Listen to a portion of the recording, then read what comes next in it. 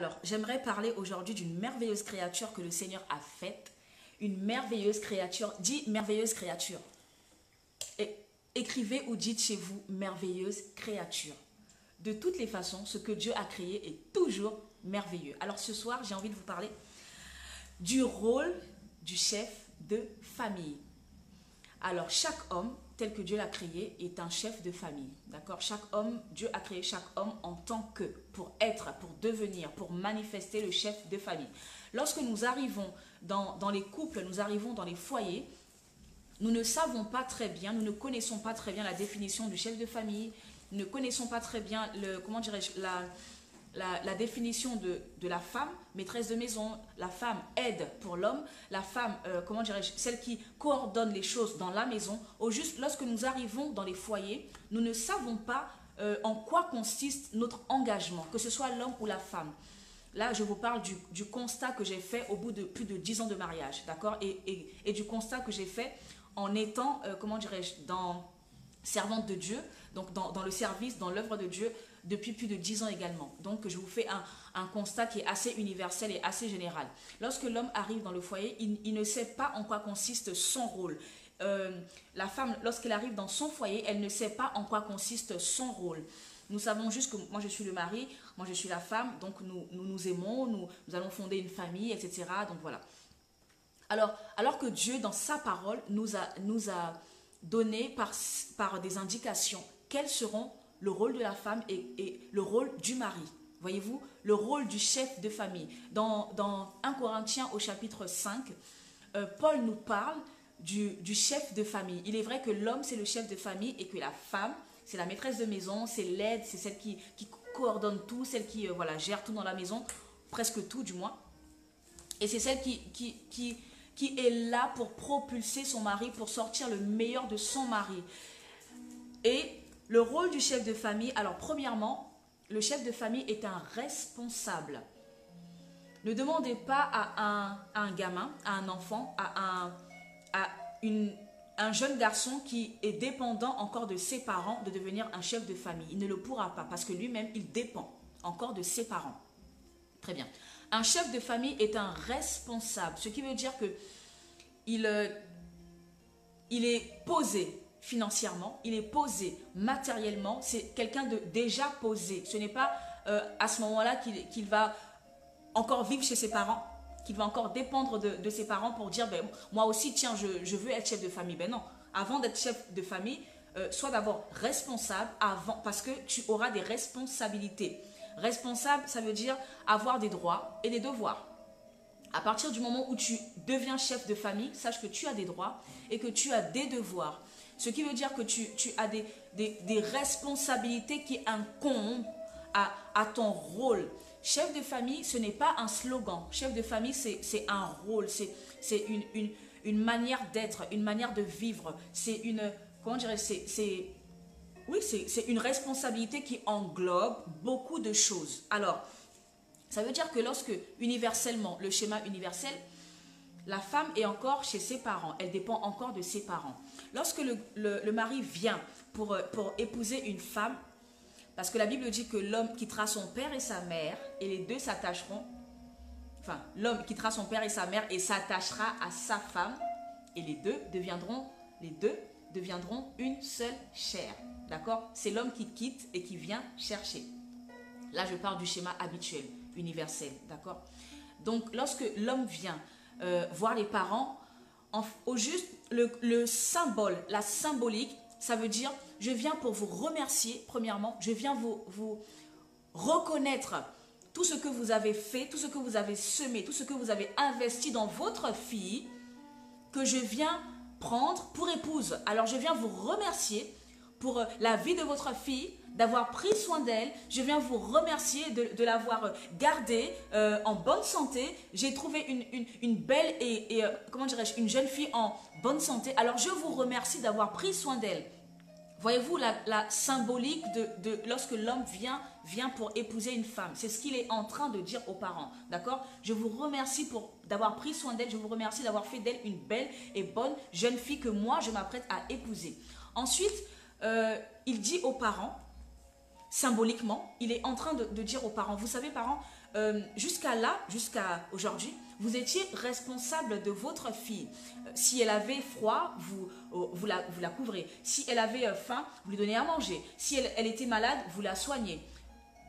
Dorénavant, puisque c'est moi qui la prends en tant que femme, épouse, elle devient mon épouse. Elle devient ma femme que je prends dans mon foyer. Elle devient sous ma responsabilité. Dorénavant, ce n'est plus vous. Elle ne dépendra plus de vous, mais dorénavant, elle dépendra de moi. C'est moi qui prendrai soin d'elle. Si elle a faim, c'est moi qui la nourrirai. Si elle manque de quelque chose, c'est moi qui pourvoirai à ses besoins. Si elle est malade, c'est moi qui vais la soigner. C'est moi qui vais la couvrir. C'est moi qui vais la protéger. C'est moi qui vais assurer sa protection. C'est moi qui vais la sécuriser. C'est moi qui vais la couvrir en fait. Au juste, lorsqu'un homme vient prendre une femme en mariage, c'est ce qu'il est en train de dire symboliquement aux parents. Donc il vient rassurer les parents, il vient assurer le relais. Voyez-vous, le relais. Donc avant c'était les parents et maintenant c'est le mari qui vient prendre. Donc il assure le relais en fait. Et voilà pourquoi vous verrez que lorsque, pendant un mariage, c'est le père qui emmène sa fille et qui met la main de sa fille dans la main de son mari. Voyez-vous? Ben, ça veut dire en fait, maintenant, j'ai fini de prendre soin de ma fille, maintenant je te la confie. D'accord? Tu es devenu responsable de ma fille. Je te donne, d'accord? Je te donne ma fille. Si vous n'avez pas encore fait la remarque, observez, universellement parlant, observez comment se passent les mariages et vous verrez que c'est le père de la mariée qui emmène la mariée jusqu'à son mari. Et ensuite, le père fait le relais et il donne la main de sa fille à son mari. Voilà. Donc, un homme est premièrement le chef de famille est un responsable. D'accord? Ensuite, c'est un pourvoyeur. Ça veut dire c'est un donneur. C'est celui qui pourvoit aux besoins. C'est celui qui donne. D'accord? C'est celui qui pense, qui agit et qui donne. Très bien. Vous savez, lorsque Adam et Ève ont péché, alors, Dieu les a sortis du jardin d'Éden. Dieu les a, voilà, comme ils ont mangé l'arbre de la connaissance de la vie et de la mort, donc ils ont perdu la gloire, l'habit, comment dirais-je, l'habit de gloire qu'ils avaient sur eux, ils l'ont perdu et ils ont connu le péché, d'accord? Donc, ils n'étaient plus dignes de demeurer devant la face de Dieu et Dieu les a sortis du jardin d'Éden. Très bien. Lorsque Dieu les a sortis, cela a été suivi d'une sanction. Très bien. Alors, la sanction de la femme, ça a été, dorénavant, tu accoucheras avec douleur. C'est-à-dire que lorsque tu vas enfanter avec douleur. Tu vas souffrir, tu vas sentir les douleurs des contractions avant d'enfanter. D'accord?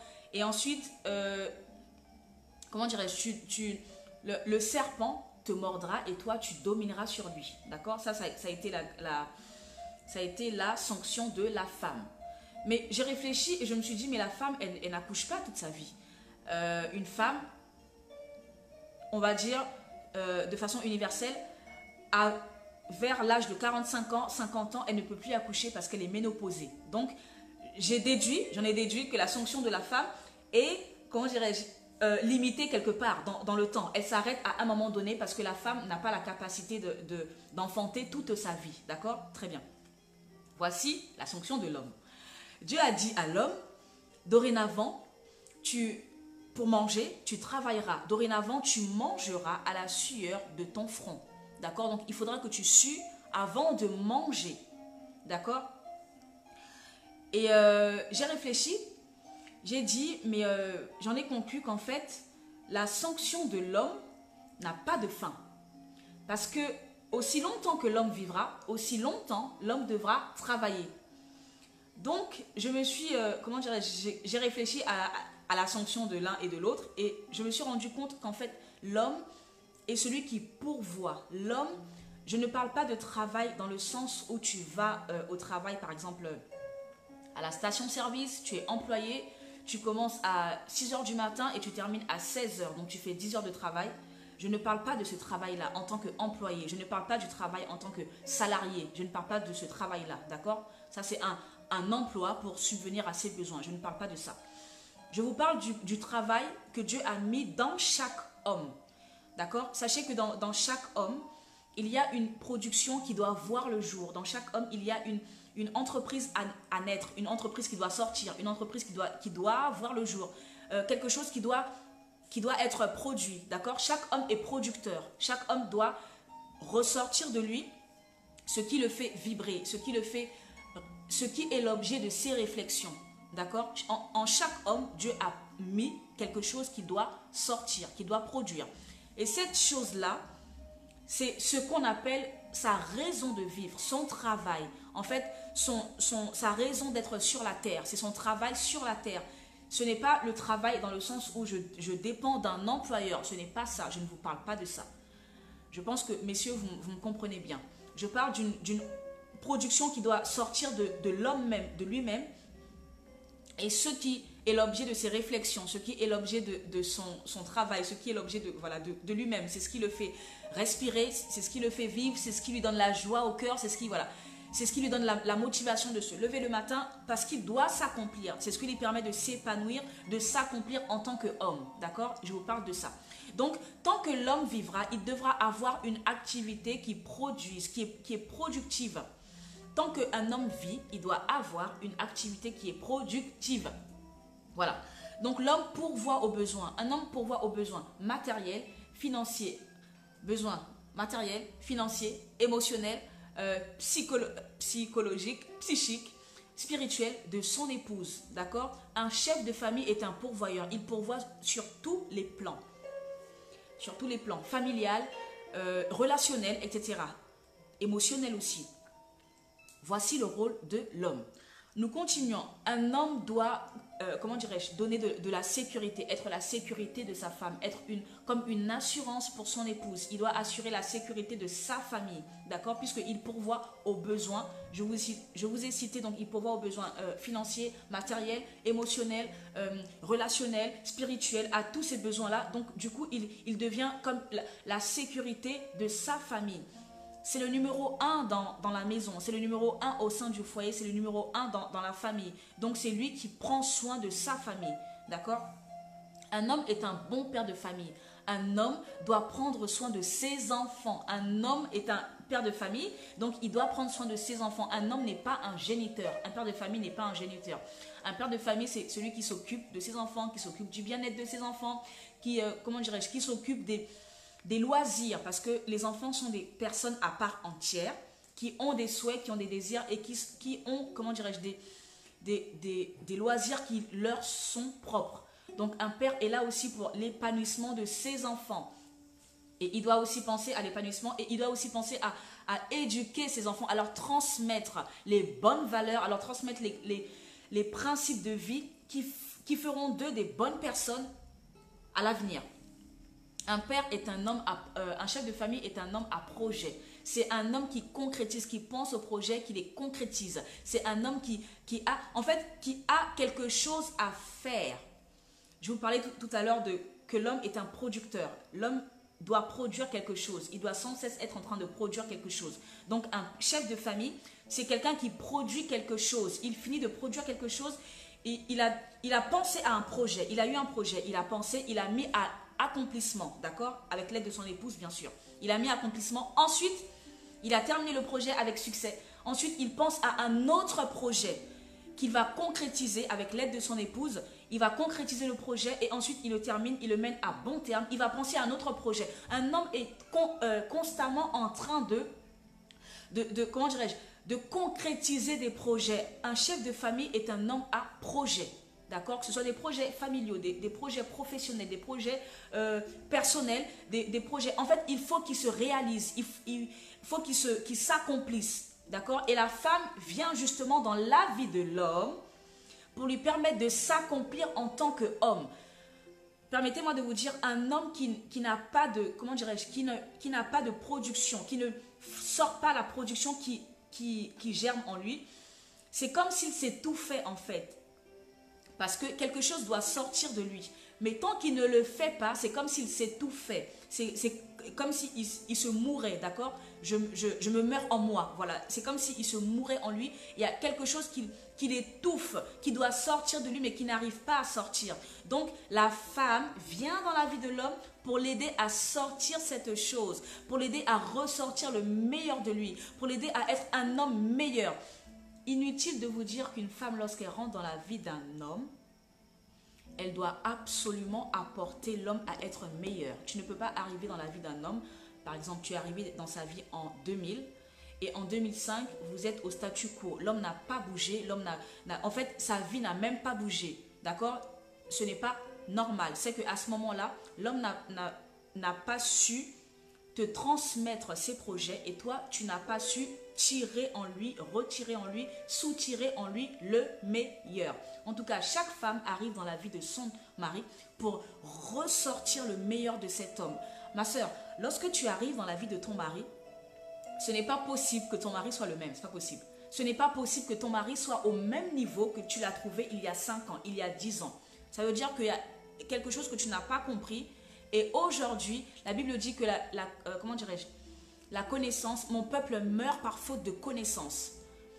Aujourd'hui, le Seigneur nous donne la grâce d'avoir de la connaissance, de comprendre les choses, de comprendre comment fonctionne un foyer, de comprendre comment fonctionne une femme, comment doit fonctionner une femme, comment doit fonctionner un homme. Donc, un homme, un chef de famille est un homme à projet. Voilà, c'était la présentation du chef de famille que je voulais vous faire.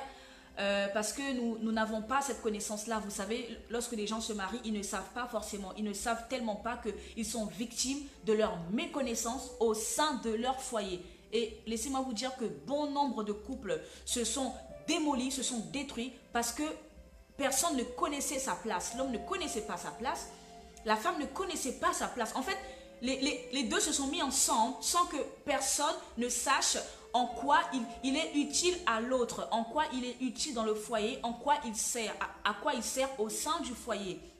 Bon nombre de couples, bon nombre de divorces ont été faits parce que l'homme et la femme ne se connaissaient pas en tant que tels.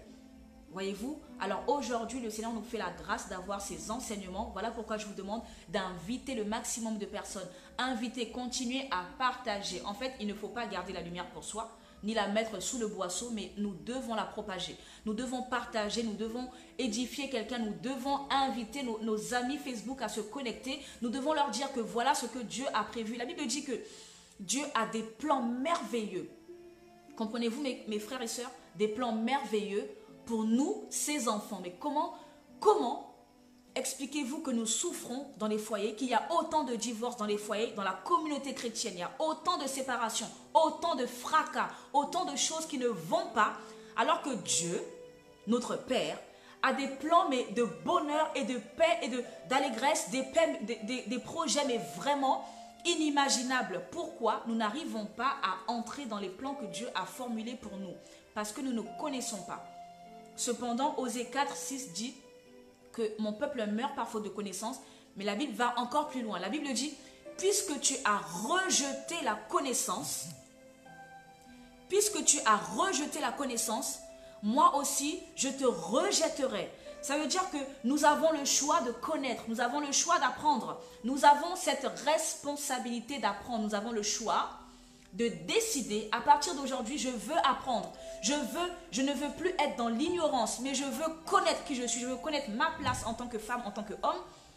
Je veux connaître ma place en tant qu'enfant de Dieu dans la société. Je veux savoir qu'est-ce que Dieu a mis en moi, quels sont les trésors, les sources et les ressources que Dieu a mis en moi. Quels sont les secrets que Dieu a mis en moi? Je veux les découvrir afin de pouvoir les vivre, afin de pouvoir les mettre en application et de bénéficier de toutes les grâces que Dieu a mises dans ma vie. Alors à présent, je vais vous parler des caractéristiques, les caractéristiques de l'homme. Au juste, qu'est-ce que l'homme? Qu'est-ce qu'un homme? Qu'est-ce que la merveilleuse créature, la première créature que Dieu a faite? Qu'est-ce qu'un homme? Quelles sont les caractéristiques de l'homme? Alors, sachez qu'un homme est unifonction, à l'inverse de la femme qui est multifonction. Un homme ne sait faire et est apte à faire qu'une seule chose à la fois, tandis que la femme est apte à faire plusieurs choses à la fois. Donc, mes sœurs, ne demandez pas à un homme, chérie, est-ce que tu peux me faire ça, ça, ça, ça, ça, ça. C'est compliqué pour lui. Pourquoi?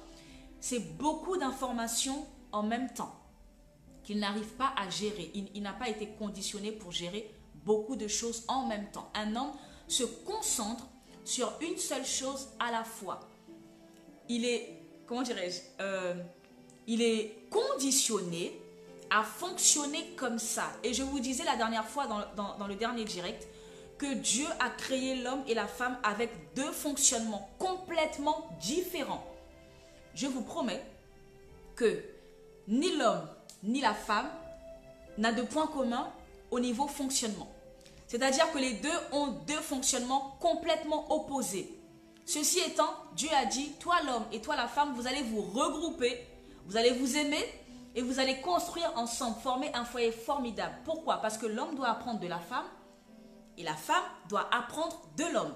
Ceci étant, si la femme n'apprend pas de l'homme et si l'homme n'apprend pas de la femme, comment dirais-je, malgré l'amour, le couple ne pourra pas tenir parce que il y a tant de choses à savoir et à découvrir et à maîtriser et à accepter auxquelles il faut adhérer pour pouvoir former un couple, un foyer de paix, un havre de paix. Très bien. Un homme ne sait faire qu'une seule chose à la fois. Donc, mes sœurs, arrêtons de demander à nos maris, arrêtons de demander à nos maris comme si comme s'ils étaient comme des femmes. Est-ce que tu peux aller là, là, là, ensuite tu fais ça, ça, ça, ça.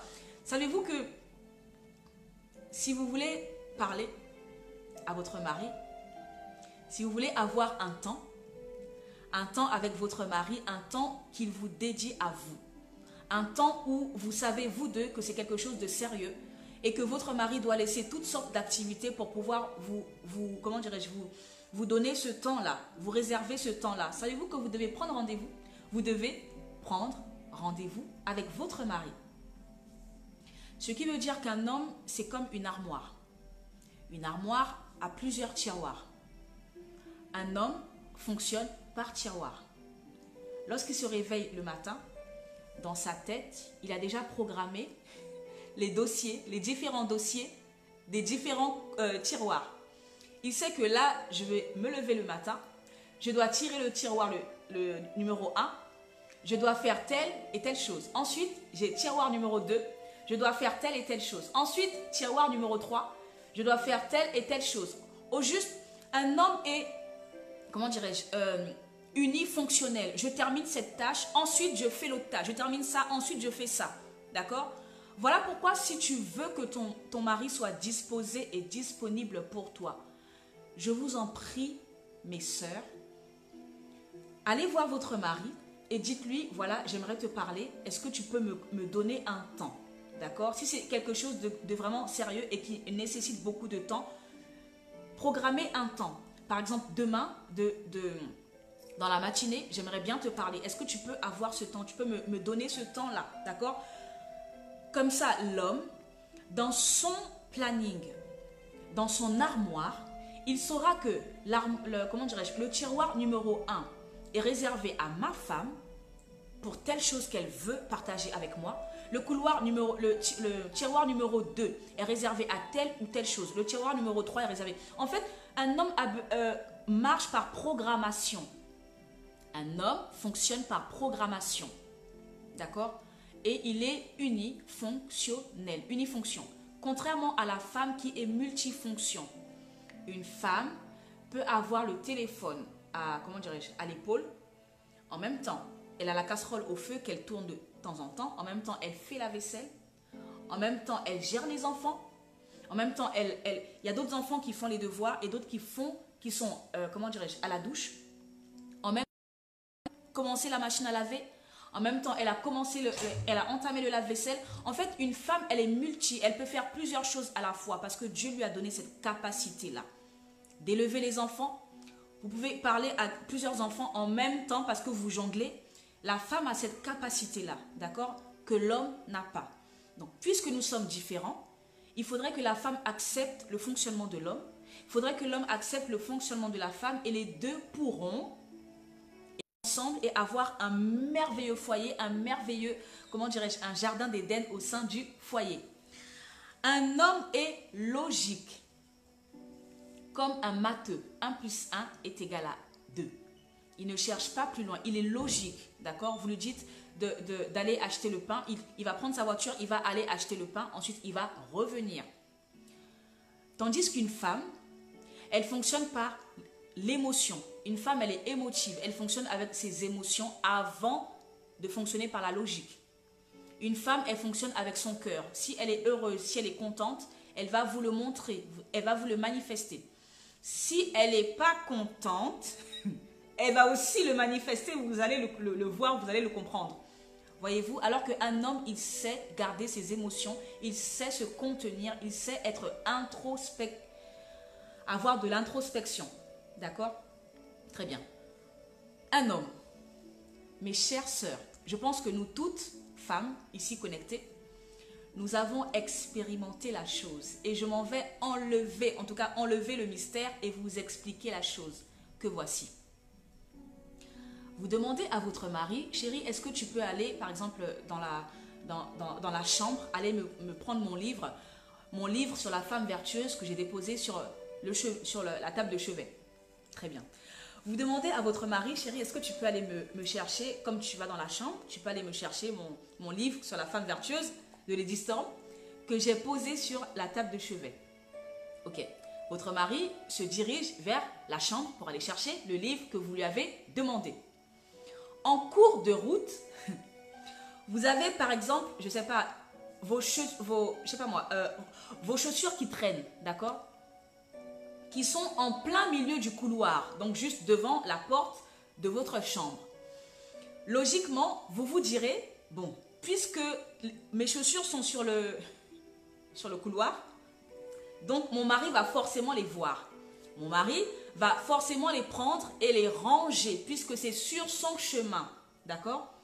Chaque femme, je pense que chaque femme ici présente a déjà expérimenté ce que je dis. Bon. L'homme qui s'en va dans la chambre va chercher le livre, ensuite il vous ramène votre livre, n'est-ce pas? Vous, lorsque vous y allez, vous voyez la chaussure dans le couloir et vous dites, mais chérie, mais pourquoi tu n'as pas enlevé cette chaussure qui traîne dans le couloir? Pourquoi c'était sur ton chemin? Pourquoi tu ne l'as pas prise? Et votre mari vous dira quoi? Je n'ai pas vu la chaussure, je n'ai pas fait attention à ta chaussure qui traînait dans le couloir, n'est-ce pas? Est-ce que quelqu'un a déjà vécu ça?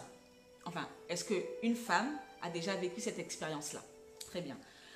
Vous allez me dire, mais en fait, il fait exprès, il fait comme s'il n'a pas vu, il n'a pas compris, il fait exprès, il a fait exprès, n'est-ce pas?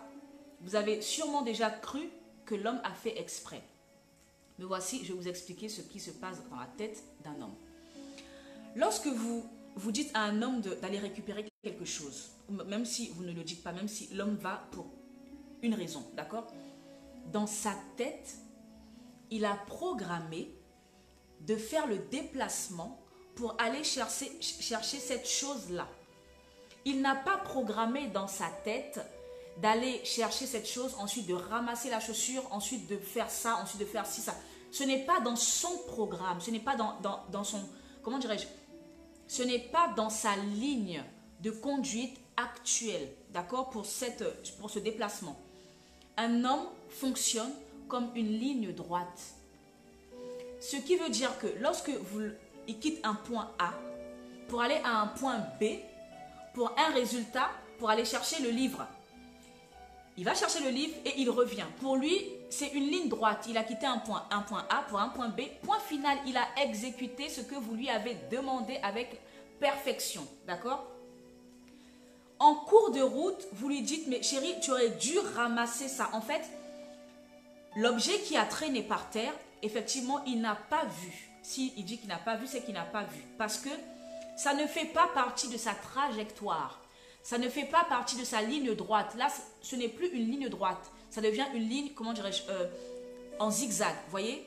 Ça devient tac, tac. Il quitte un point A, il va à un point B pour la chaussure, ensuite il va à un point C pour le livre, ensuite il revient. Ce n'est pas dans la logique d'un homme. Un homme ne pense pas comme une femme. Nous, les femmes, nous pensons, bon, je vais aller récupérer mon livre. Si en cours de route, il y a quelque chose qui traîne, un papier qui traîne, je vais le ramasser parce que c'est sur ma trajectoire. D'accord? S'il y a une lumière à éteindre, je vais l'éteindre parce que c'est sur ma trajectoire. S'il y a quelque chose à faire, je vais le faire parce que c'est sur ma trajectoire. D'accord? Une femme fonctionne par, pendant que je vais faire ça, je peux faire ça, ça, ça, ça, ça pour gagner du temps. Parce qu'une femme, elle est multifonction. Un homme n'est pas multifonction. Si vous l'avez envoyé pour aller faire une fonction, il va faire le déplacement pour aller faire que cette fonction-là. Si vous voulez qu'il vous ramasse la chaussure, redemandez-lui, chérie, est-ce que tu peux aller ramasser la chaussure? Il va refaire un déplacement d'un point A à un point B. Est-ce que quelqu'un m'a comprise? Est-ce que quelqu'un a compris le mystère? Parce que de nombreuses femmes disent, mais en fait, mon mari a fait exprès, mon mari fait exprès, il ne voit pas, les choses traînent, les choses sont là, il fait exprès, il ne voit pas. Ils ne font pas exprès. Ça ne fait pas partie de leur fonctionnement, ça ne fait pas partie de leur ligne de conduite. Un homme fonctionne avec des lignes droites et non des zigzags, et non des pendant que je vais faire ça. Non. Un homme, c'est tac-tac. Un homme, c'est comme un matheux. 1 plus 1 est égal à 2. Point. Comprenez? Très bien. J'espère que j'ai réussi à éclaircir le mystère des hommes qui disent « je n'ai pas vu ». D'accord? Donc, c'est tellement vrai qu'ils ne voient pas. D'accord? Ils ne voient pas parce que ça n'est pas partie de leur trajectoire. D'accord? Un homme est un compétiteur. Un homme fonctionne par compétition. Un homme est toujours et sans cesse dans la performance. Un homme est dans la compétition sans cesse. Voyez-vous, lorsque vous êtes en voiture, par exemple, avec votre mari, et tout d'un coup, vous allez voir qu'il accélère pour dire, il va regarder à droite, il va dire, mais celui-là, il veut faire la course avec moi ou quoi? Et tout d'un coup, votre mari va accélérer pour montrer à l'autre automobiliste qu'il peut faire mieux que lui. Vous voyez, ça c'est un truc typiquement homme. C'est une chose que les hommes aiment. Pourquoi? Parce que ça fait partie de la compétition. C'est comme si il a soif, il vit dans la performance. Il faut toujours qu'il montre qu'il est le meilleur. D'accord? Ce n'est pas méchant, c'est gentil, mais c'est un truc qui ne concerne que les hommes. D'accord? Un homme fonctionne dans la performance. Il veut être le meilleur. Il veut avoir la meilleure maison, la meilleure voiture, le meilleur travail, être le mieux habillé, être le mieux. En fait, toujours être le mieux parce que ça fait partie de ses performances. Il est performant. Il veut faire tout en mieux. D'accord? Voilà pourquoi un homme a besoin d'être valorisé par sa femme. Ce n'est pas qu'il a envie que sa femme le valorise. Il a besoin que sa femme le valorise. Un homme fonctionne comment dirais-je, par valorisation. Il a besoin que sa femme lui dise, chérie, tu es vraiment le meilleur, mais tu as tellement bien fait. Ouh là là, mais c'était très bien, mais tu t'es bien habillé, chérie, mais tu es beau. Mais je pensais pas que tu pouvais faire ça, mais vraiment, je suis surprise. Waouh, mon amour. Waouh, chérie. Un homme a besoin que sa femme le valorise. Ça lui fait, comment dirais-je, ça lui donne de l'importance. En fait, ça lui donne de la valeur aux yeux de sa femme. Voyez-vous, ce n'est pas à quelqu'un d'autre de faire des compliments à ton mari. C'est à toi, femme, parce que ton mari en a besoin. Ton mari n'en a pas envie. Ton mari en a besoin. Il a besoin que tu reconnaisses ses efforts et que tu le lui dises, que tu lui énonces ses efforts, que tu sois fier de lui. D'accord? Mais il faut que tu le lui dises. Même si tu es fier intérieurement, il a besoin de te l'entendre dire. Un homme a besoin, mes sœurs, de tranquillité.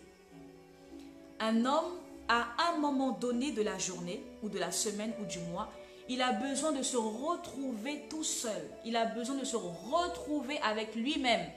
Il a besoin de de se poser, de réfléchir, de se projeter, de réfléchir sur les projets. Je vous ai parlé du chef de famille précédemment, et je vous ai dit qu'un chef de famille, par définition, est un homme à projet.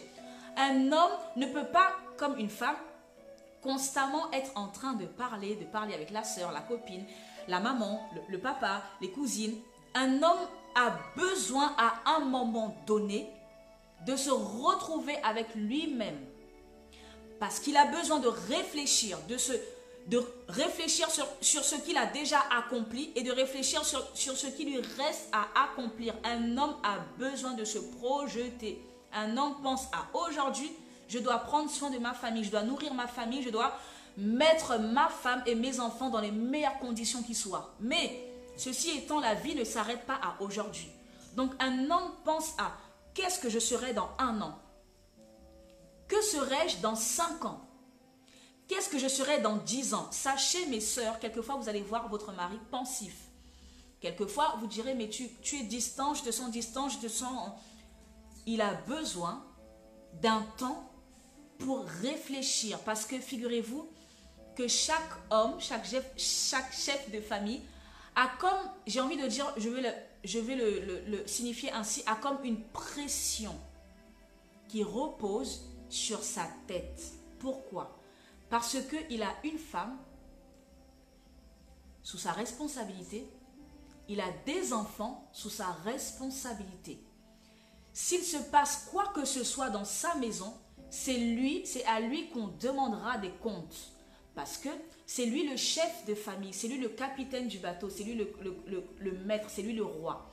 Donc, sachez mes sœurs que chaque homme, chaque chef de famille, même s'il ne le dit pas, il a une sorte de pression qui repose sur sa tête. Au moment où nous parlons, nous bavardons, nous discutons, nous échangeons, nous exhortons, un homme a besoin à un moment donné de se retrouver parce qu'il doit, comment dirais-je, il doit réfléchir à ce que vous deviendrez dans 1 an, ce que vous deviendrez dans 5 ans, ce que vous deviendrez dans 10 ans ensemble avec sa famille. Donc, dorénavant, mes sœurs, lorsque votre mari vous dira, chérie, j'ai besoin d'être seule, est-ce que je peux me laisser tranquille pendant quelques minutes ou quelques heures, quelques temps en fait. Comprenez mes sœurs qu'il en a besoin, il n'en a pas envie, il en a besoin, sinon il s'étouffe et il ne peut plus être apte à être le chef de famille qu'il doit être. D'accord? Un homme fonctionne avec la parole de sa femme. Dans Proverbe 31, vous lirez, la femme sage bâtit sa maison. La femme insensée la détruit de ses propres mains. Voyez-vous, un homme fonctionne avec la parole de sa femme. Un homme est influencé, je ne peux pas vous dire combien, mais combien influencé par la parole de sa femme. Un homme se nourrit de ce que lui dit sa femme. Voilà pourquoi vous entendrez l'être humain dire, derrière un grand homme se cache une grande femme. Vous savez, personnellement, avant, je pensais que c'était un slogan, c'était une légende, c'était une phrase comme ça, c'était un dicton comme ça, sans trop de valeur. Laissez-moi vous dire que, au fur et à mesure que je comprenais, comment dirais-je, la vie que Dieu me donnait de vivre auprès de mon mari, mais aussi dans l'œuvre de Dieu, de découvrir les hommes et les femmes, découvrir le fonctionnement des hommes et les femmes, découvrir le côté relationnel entre l'homme et la femme. Au fur et à mesure que je me suis intéressée à la chose par la grâce de Dieu, j'ai envie de vous dire que vraiment, derrière tout grand homme, il y a une grande femme. Pourquoi? Parce que la femme, elle est là pour fortifier l'homme. Elle est là pour encourager l'homme. Elle est là pour lui dire, tu es capable. Tu vas y arriver. Même si le monde entier autour de vous, même si les familles ne croient pas, simplement parce que la femme croit en son mari, que le mari se croit capable. Pourquoi? Le mari se nourrit des paroles qui sortent de la bouche de sa femme. Le mari, non pas qu'il en a envie, il en a besoin de l'encouragement de sa femme. L'homme a besoin d'être valorisé de la bouche de sa femme. Il a besoin d'être élevé. Il a besoin que sa femme ait une opinion favorable de lui, une opinion positive, une opinion surélevée. Au juste, j'ai envie de vous dire que votre mari est comme un roi. Votre mari, c'est le roi et vous, vous êtes la reine. Votre mari, c'est le roi et vous, vous êtes son humble reine. Votre mari, c'est le trésor que Dieu vous a donné de polir, de faire briller chaque jour de votre vie. Votre mari, c'est la personne que Dieu vous a donnée et Dieu a dit, en lui, tu vas travailler. Avec lui, tu vas travailler et tu vas ressortir le meilleur de lui. La femme, elle est là pour parler à son mari. Savez-vous pourquoi la femme parle beaucoup? A la facilité de beaucoup parler. C'est parce qu'elle doit louer le Seigneur, elle doit chanter le Seigneur, elle doit reconnaître les bienfaits de l'Éternel. Elle doit sans cesse répéter à l'homme, sans cesse rappeler à l'homme les projets que Dieu a formulés pour cet homme-là. La femme a la facilité de beaucoup parler parce qu'elle est là pour rappeler à l'homme. Chérie, tu sais, tu dois faire telle ou telle chose, tu dois accomplir, je te pousse à faire ça parce que je sais que tu en es capable. Je te pousse à faire ça parce que je crois en toi. Chérie, j'ai confiance en toi. Et je sais que tu as telle et telle compétence, donc tu vas y arriver. Vous savez, la femme, elle est là pour motiver. La femme, elle est là pour booster l'homme. La femme, elle est là pour motiver, pour être le moteur de l'homme. L'homme en a besoin. L'homme se nourrit de l'énergie que lui donne sa femme. L'homme se nourrit de l'énergie que lui propulse sa femme. En fait, l'homme se nourrit des paroles de sa femme. Hélas, quelles paroles sortons-nous de nos bouches? Hélas, de la bouche de la femme sortent des paroles soit de bénédiction, de construction, soit de malédiction et donc de destruction. Voilà pourquoi vous verrez bon nombre d'hommes, en tout cas moi, j'en ai beaucoup rencontré, des hommes, mais des costauds, des gaillards, mais parler sans pouvoir te regarder dans les yeux, parler sans... En fait, ils sont costauds, n'est-ce pas? Mais leur corps est tellement démuni de toute énergie, leur corps est tellement démuni de toute confiance parce qu'ils ont eu une épouse ou des épouses qui ont détruit leur personnalité, qui ont détruit leur identité. J'ai eu des entretiens avec des hommes, j'ai été surprise, désagréablement surprise de voir l'impact que la femme avait dans la vie d'un homme. Une femme peut détruire, démolir un homme avec ses paroles en un rien de temps. Parce que la parole de la femme a une puissance que personne n'imagine. Une femme peut détruire un homme, le démolir, peu importe qu'il fasse 1m50, 1m80, 2 mètres. Une femme, même d'1m50, peut démolir un homme qui fait 2 mètres. J'ai vu des cas, mais bien aimés, j'aimerais vous parler vraiment de vous mettre en alerte, tirer la sonnette d'alarme et dire que la Bible appelle la femme vertueuse parce que c'est elle qui construit, c'est elle qui bâtit.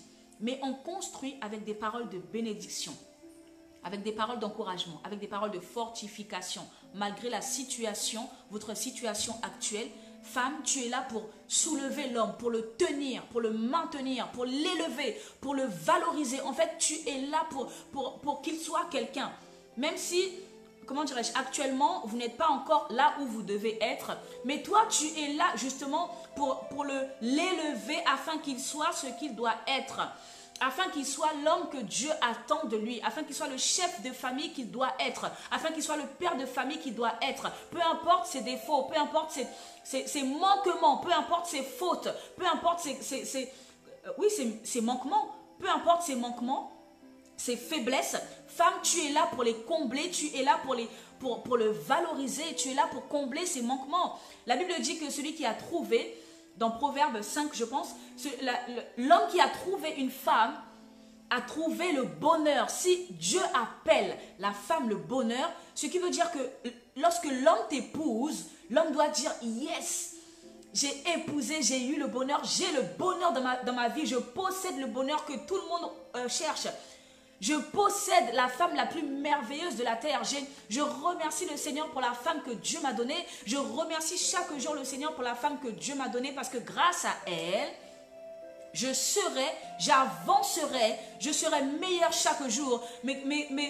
Comment dirais-je, mes fautes, mes faiblesses, mes manquements deviendront des forces parce que cette femme me pousse à être meilleure, parce que cette femme me pousse à faire des formations, elle me pousse à faire des choses que je ne pensais pas faire avant, elle me montre que j'en suis capable, des choses même que je n'imaginais pas faire avant, parce que cette femme est entrée dans ma vie, que ma vie a complètement changé, parce que cette femme est entrée dans ma vie, que je me sens capable, je me sens pousser des ailes. Un homme a besoin de la bonne parole de sa femme parce que la bonne parole de sa femme est une semence dans sa vie. Ce que tu sèmes, c'est ce que tu récoltes. Donc, semons de bonnes paroles, semons des choses bénéfiques pour l'homme, des choses bénéfiques pour le foyer, semons des choses vraiment que l'homme dise « Oh là là, mon Dieu, cette femme-là, je veux la laisser pour rien au monde. En fait, personne ne vaut ma femme, rien ne vaut ma femme, je me bats pour cette femme parce que je sais quel trésor, quel bonheur elle représente dans ma vie. » Voyez-vous, soyons ces femmes-là, ces femmes de distinction, ces femmes Ou quand ton mari te voit, il te regarde, disent waouh, Seigneur, merci, merci, merci, mais quelle grâce j'ai d'avoir cette femme dans ma vie. Un homme fonctionne avec la parole de sa femme. Un homme fonctionne avec l'admiration de sa femme. Laissez-moi vous dire que chaque homme veut être le héros pour sa femme. Chaque homme a besoin d'être vu comme un héros pour sa femme. Voici comment ça se passe. Même si tu vois que ton mari a des faiblesses quelque part, amène-le à ce que ses faiblesses deviennent des forces. En fait, montre-lui à transformer ses faiblesses comme des forces. En fait, amène-le à quitter ses faiblesses pour être, comment dirais-je, quelqu'un de bien. Amène-le à quitter ses faiblesses pour être quelqu'un de meilleur. Amène-le à quitter ses faiblesses. Montre-lui comment faire. Pas comme si tu parlais à un enfant. Mais nous avons parlé la dernière fois des 2 secrets que la femme doit absolument avoir et connaître. C'est la soumission et la douceur. Peu importe ce que tu veux, comment dirais-je, expliquer à ton mari, il est important que tu viennes le faire dans une attitude de soumission, dans une attitude de comment dirais-je, je me soumets à toi. C'est toi le chef et moi je ne suis que ton humble valet, je ne suis que ton humble reine, je ne suis que ton humble princesse et je viens à toi pour te signifier à telle et telle chose. En fait, si tu fais ça, tu auras un meilleur résultat. Chérie, je trouve que si tu faisais peut-être comme ça serait peut-être mieux. Si tu tournais peut-être la chose comme ça, si tu faisais peut-être, si tu choisissais peut-être tel ou tel marché, telle ou telle personne, telle ou telle chose, tu aurais peut-être un meilleur résultat. Voyez-vous, avec une douceur qui fait que tu puisses parler de tout ce dont tu as besoin et l'homme va recevoir, l'homme va accueillir, l'homme va accepter. Parce que tu ne viens pas pour lui imposer comme si tu étais le chef de la maison. Tu ne viens pas pour imposer comme si c'était ton enfant à qui tu parles, mais tu viens pour lui soumettre quelque chose, comme si vous parliez à votre chef dans votre entreprise. Même si vous avez vos idées par rapport à un projet que vous voulez soumettre à votre chef, je vous promets que vous allez mettre les formes pour aller vous adresser à votre chef parce que vous savez, vous reconnaissez en lui sa position de chef par rapport à vous. Vous reconnaissez en votre chef sa hiérarchie, sa position hiérarchique par rapport à vous. Alors, vous allez, comment dirais-je, conditionner votre langage, conditionner votre façon de parler par rapport à votre chef parce que vous savez que la position de votre chef est supérieure à la vôtre. Alors, automatiquement, vous allez lui parler avec respect, avec considération, avec douceur parce que vous savez que c'est votre chef. C'est de la même manière que nous devons agir au sein des foyers parce que un homme a besoin que tu le trouves, que tu trouves en lui le côté héroïque qui soit le meilleur pour toi, que ce qu'il fait, même si c'est un minimum de choses, même si c'est une seule chose, tu lui as demandé de faire la vaisselle et il n'a pas bien fait la vaisselle comme toi tu aurais espéré qu'il la fasse. Mais reconnais, chérie, je te remercie parce que waouh, tu as bien fait la vaisselle. Même si ce n'est pas parfaitement fait, comme si toi tu l'avais fait, mais au moins reconnais en lui, vois en lui qu'il a fait un effort. Il a besoin de se voir, comment dirais-je, comme un héros dans tes yeux.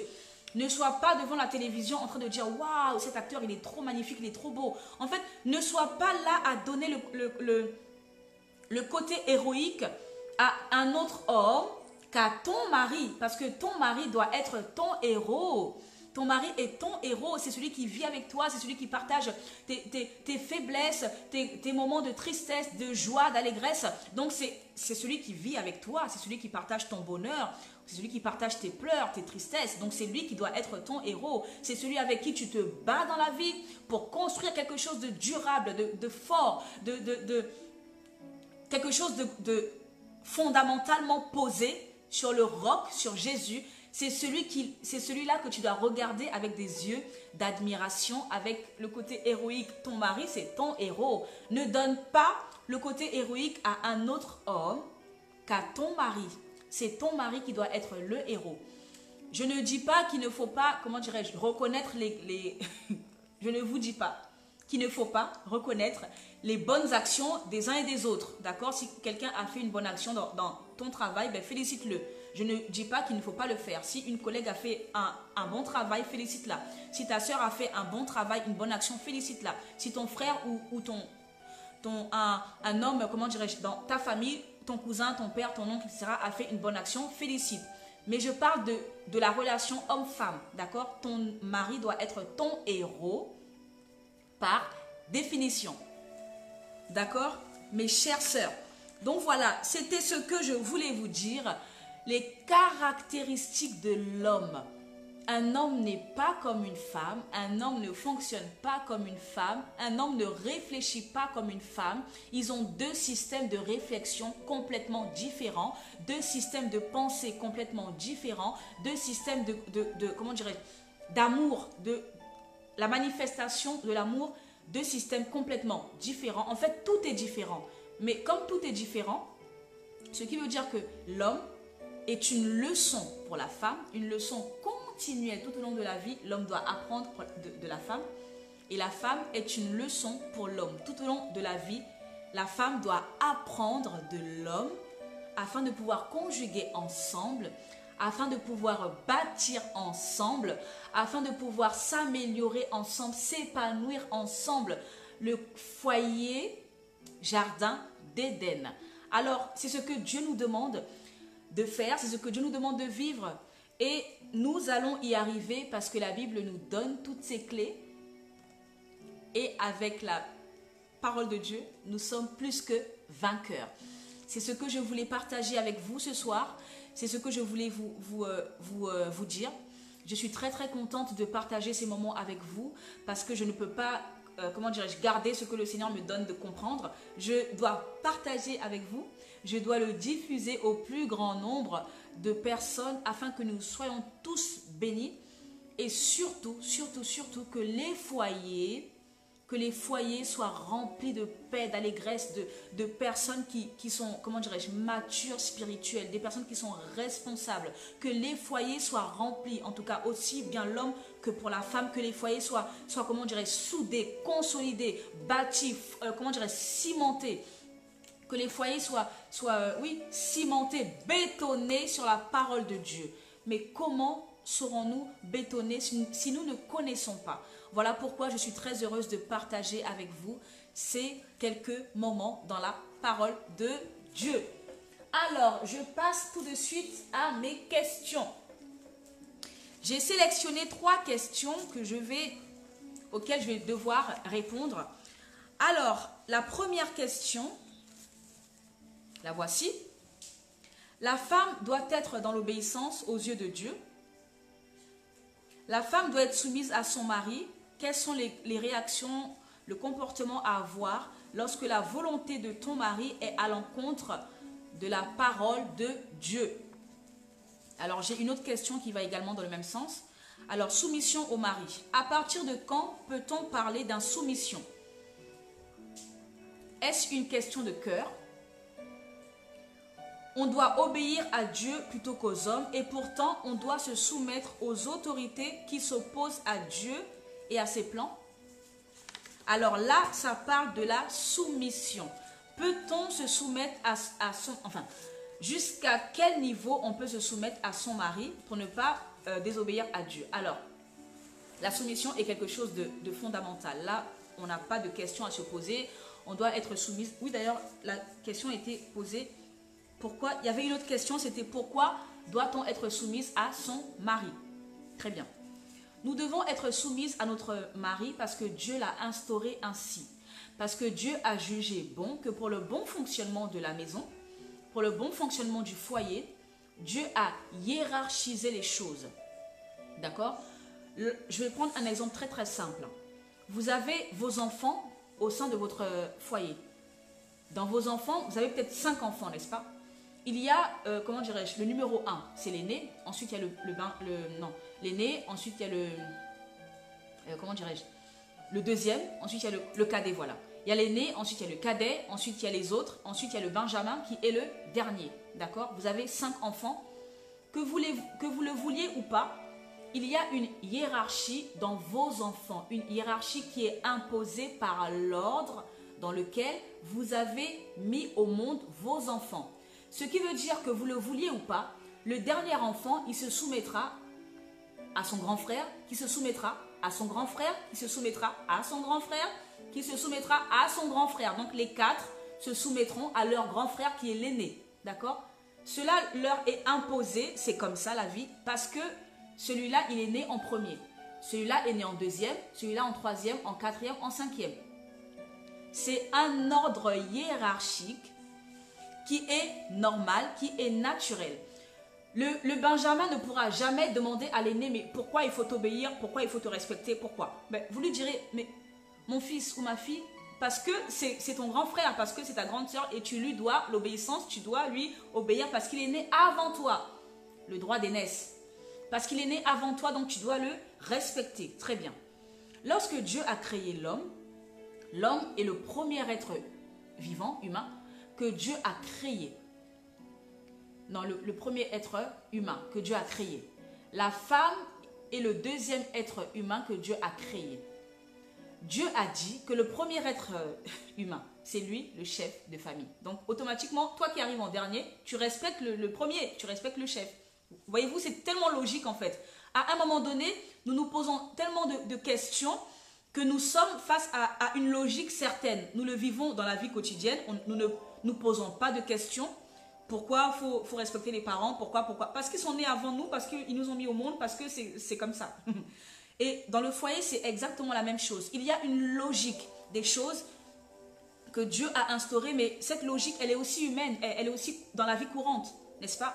Donc, nous devons respecter et être soumises à notre mari parce que Dieu l'a instauré ainsi. Et c'est comme ça seulement, uniquement comme ça, que le foyer sera en bonne santé. À partir du moment où il y a insoumission, le foyer est en danger. Le foyer n'est plus en bonne santé, le foyer est en défaillance, comment dirais-je, en danger, en problème, chaotique. Parce que c'est contre nature. Nous inversons les choses, la nature que Dieu a créée. À partir du moment où nous inversons la nature que Dieu a créée, les choses ne sont plus normales. Nous sommes, comment dirais-je, dans la normalité. D'accord? Contre nature. Donc, nous devons être soumis à notre mari parce que Dieu le demande et parce que c'est de notre responsabilité et ça fait partie de notre bonheur. Très bien. Ensuite, mon obéissance à mon mari s'arrête là où je touche à l'obéissance à Dieu. Ça veut dire que tant que je ne désobéis pas à Dieu, j'obéis à mon mari. D'accord? Tant que je ne... L'obéissance à Dieu, elle est là, par exemple. Tant que je ne dépasse pas cette limite-là, je peux obéir à mon mari autant que je veux. D'accord? À partir du moment où mon obéissance à mon mari porte atteinte à mon obéissance à Dieu, je préfère obéir à Dieu plutôt qu'obéir à l'homme. Parce que c'est Dieu qui est souverain. C'est Dieu qui me donne ce mari. C'est Dieu qui me donne la vie. C'est Dieu qui va me juger à la fin des temps. C'est Dieu qui me... En fait, Dieu nous donne une ligne de conduite que nous devons absolument suivre. Et c'est Dieu qui nous donne, comment dirais-je, les règles de vie. C'est Dieu qui nous dit comment nous devons vivre. Ce n'est pas un homme qui nous dicte comment nous devons vivre, mais c'est Dieu qui nous dicte. Donc, si un homme vient à me, comment dirais-je, à me déconnecter de Dieu, cela n'est plus normal. Je préfère rester connecté à mon Dieu et me déconnecter de l'être humain plutôt que l'inverse. Voyez-vous? Donc, l'obéissance à ton mari, elle est valable, elle est constante, elle est continue, elle est tout le temps, chaque jour. Elle s'arrête à partir du moment où ton obéissance à Dieu est touchée. D'accord? Donc, tu connais la parole de Dieu, tu sais ce que Dieu te demande.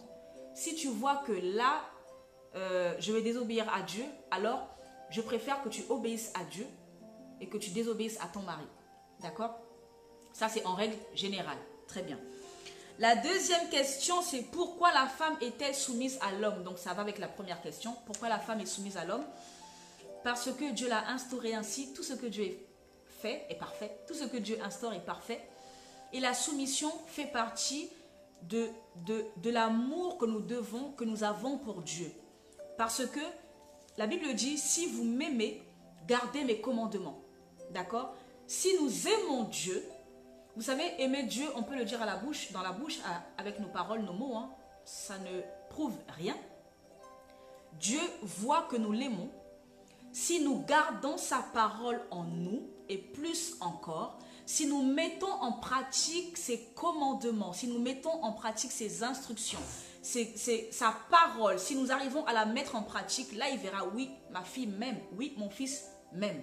Si nous aimons notre prochain, alors nous aimons Dieu. D'accord? Si nous manifestons l'amour de Dieu, alors nous aimons Dieu. Sinon, je ne peux pas dire que j'aime Dieu si je ne le manifeste pas. Donc, être soumise à son mari, c'est aussi aimer Dieu et c'est aussi obéir à Dieu parce que c'est Dieu qui l'a instauré. Je rappelle, le mariage, la soumission, ce n'est pas une institution d'un homme. C'est l'institution de Dieu. Amen. C'est Dieu qui l'a instauré, c'est Dieu qui l'a institué pour notre bon fonctionnement dans notre couple. La troisième question, c'est, alors, tac, tac, tac, en tant que femme ménopausée, ce qui me fait énormément souffrir, en fait, le couple souffre, surtout quand la femme n'arrive plus à donner son corps à son mari. Alors là, je vais revenir sur quelque chose qui est naturel. Nous parlons là de ménopause. Et si je comprends bien la question, la femme explique que parce qu'elle est ménopausée, elle a du mal à s'offrir à son mari. La ménopause, c'est un phénomène, comment dirais-je, un phénomène corporel naturel. Nous ne pouvons absolument rien changer. À partir d'un certain âge, vers 45 ans, 50 ans, la femme a la ménopause. C'est Dieu qui a institué les choses ainsi. C'est Dieu qui a formé le corps de la femme comme ça et nous ne pouvons absolument rien faire. Ceci étant, et nous savons également que la ménopause cause beaucoup d'émotions. La ménopause peut te faire avoir chaud et tout de suite après avoir froid. En fait, la ménopause te fait passer d'une sensation corporelle à une autre. Du coup, tu ne maîtrises pas très bien tes sensations corporelles. Tu ne maîtrises pas très bien et ça te met dans une gêne. Et du coup, tu n'es pas très à l'aise avec ton corps et tu as forcément du mal à offrir ton corps à ton mari. D'accord. J'aimerais maintenant faire appel à vous les hommes, à vous les maris, à vous les époux. La ménopause est une chose normale, naturelle. La femme ne peut rien par rapport à ça. D'accord. Il est inutile de culpabiliser la femme par rapport à la ménopause parce que, qu'elle le veuille ou pas, elle sera ménopausée à partir d'un certain âge. La vie de couple est faite d'amour, est faite de comment dirais-je, je t'aime donc je te supporte, je t'aime donc j'accepte comment tu es, je t'aime, j'accepte ton fonctionnement, d'accord? C'est comme pour les hommes à partir d'un certain âge, je vais dire vers la cinquantaine, d'accord, cinquantaine, soixantaine. Un homme perd en libido, un homme perd en vitalité, d'accord? Cela n'est pas de sa faute, c'est naturel, c'est un phénomène naturel. Aussi bien que la ménopause arrive pour la femme, aussi bien, comment dirais-je, il y a une perte de vitalité pour les hommes à partir d'un certain âge, d'accord? Qu'on le veuille ou pas. Ceci, c'est des phénomènes naturels et normaux, corporels. Donc, la femme ne pourra pas reprocher à l'homme, mais pourquoi tu es comme ça, pourquoi tu n'arrives plus, pourquoi... Ce n'est pas de sa faute parce que c'est un phénomène naturel, corporel. Il n'y peut rien.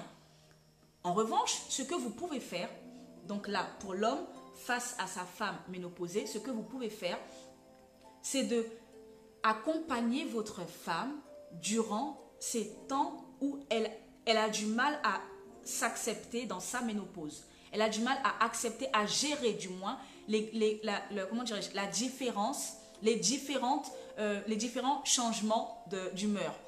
Vous devez en tant qu'homme l'accompagner dedans. Non pas la culpabiliser, mais lui faire comprendre que ce n'est pas de sa faute, mais malgré tout vous êtes là pour elle, vous la soutenez dans cette chose-là parce que figurez-vous que ce n'est pas simple à accepter.